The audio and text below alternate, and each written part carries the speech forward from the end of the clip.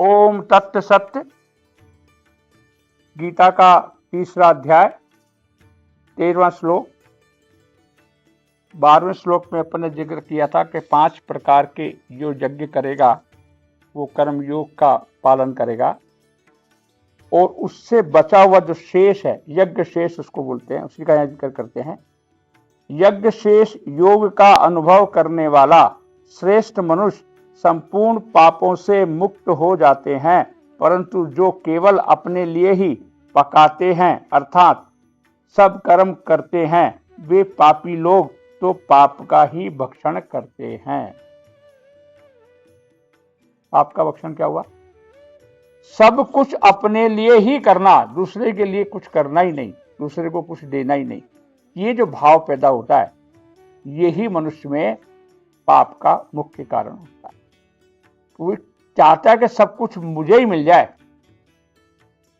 सब कुछ मुझे ही मिल जाए। देखिए, पूरी प्रकृति देने पर है। एक मनुष्य ऐसा है जो सिर्फ कहता है कि मुझको सब दे दो, मुझको सब दे दो, पेड़ की हवा मुझको दे दो, फल मुझको दे दो, जमीन में से जवाहरात निकले वो मुझको दे दो, तेल मुझको दे दो, पानी मुझको दे दो, हवा मुझको दे दो, सब कुछ मुझको ही दे दो, और मैं किसी के लिए कुछ न करूं। यह है पाप। क्यों? कि भैया जब सब कुछ तेरे को मिला ही दूसरों से है, तो तेरा भी तो फर्ज बन रहा है। जब तू दूसरों को देना ही नहीं चाहता, तो तेरा प्रत्येक कर्तव्य कर्म जो है वो पाप बन जाता है। एक और बात समझना, पाप का फल जो करता है वो तो भोगता ही है, वो तो भोगता ही है, लेकिन उसके साथ साथ पूरी प्रकृति को भोगना पड़ता है।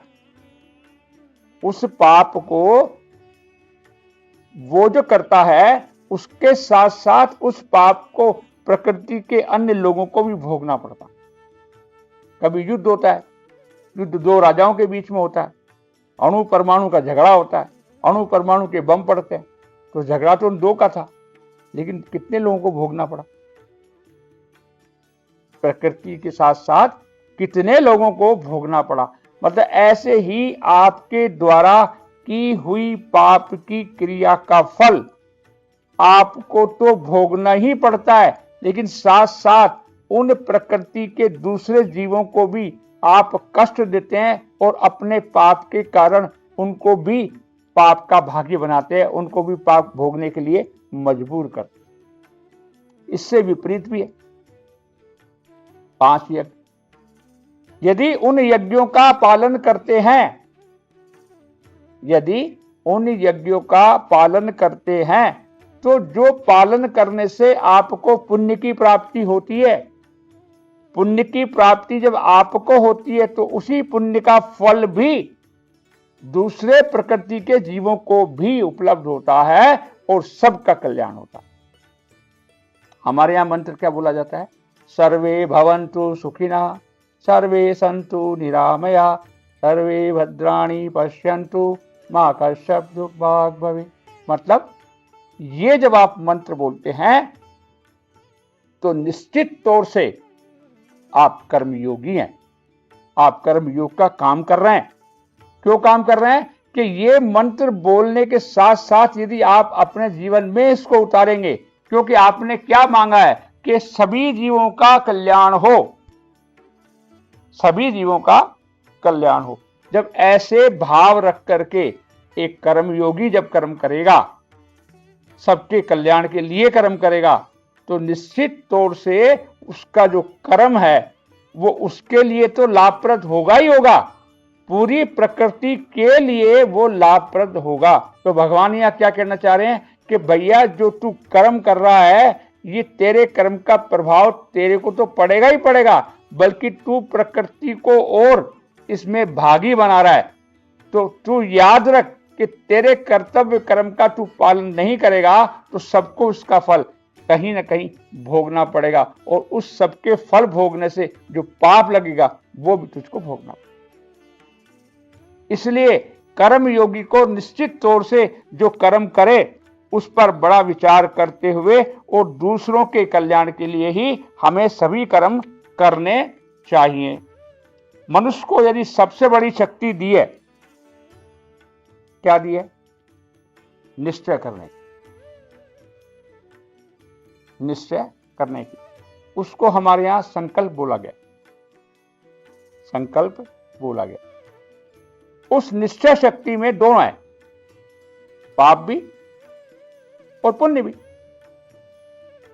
क्योंकि पाप भी आदमी निश्चय करके ही करता है और पुण्य भी निश्चय करके करता है। यदि उन 5 यज्ञों का पालन करेगा जो सनातन धर्म के बेस हैं, तो जो निश्चय करेगा वो पुण्यमय होंगे, पापमय नहीं होंगे। और यदि उनको यज्ञों का पालन नहीं करेगा, 5 यज्ञों का, तो जो निश्चय करेगा वो निश्चित तौर से पापमय ही होंगे और पापमय निश्चय का फल भी उसको भोगना ही पड़े। तो हमारे यहाँ बताया गया कि जो कर्तव्य कर्म बनता है, क्या कर्तव्य कर्म बनता है? अपने लिए जो कर्म नहीं करना, दूसरों के लिए कर्म सेवा के भाव से करना, वही हमारा कर्तव्य कर्म है और वही हमारा स्वधर्म है। क्योंकि हम सब चीज, सब पदार्थ, सब सेवाएं दूसरों से प्राप्त करते हैं और जब दूसरों से प्राप्त करते हैं तो हमारा भी फर्ज बनता है कि हम वो सेवाएं, वो पदार्थ दूसरों की सेवा में लगाएं और अपने आप को पुण्यमय बनाते हुए, शांतिमय जीवन जीते हुए आनंद की प्राप्ति करें। अपने आप को परमात्मा स्वरूप मानते हुए अहम ब्रह्मास्मि का जब आपको अनुभव होगा, कब होगा? जब आपने दूसरों के लिए कर्म किया होगा सेवा के भाव से।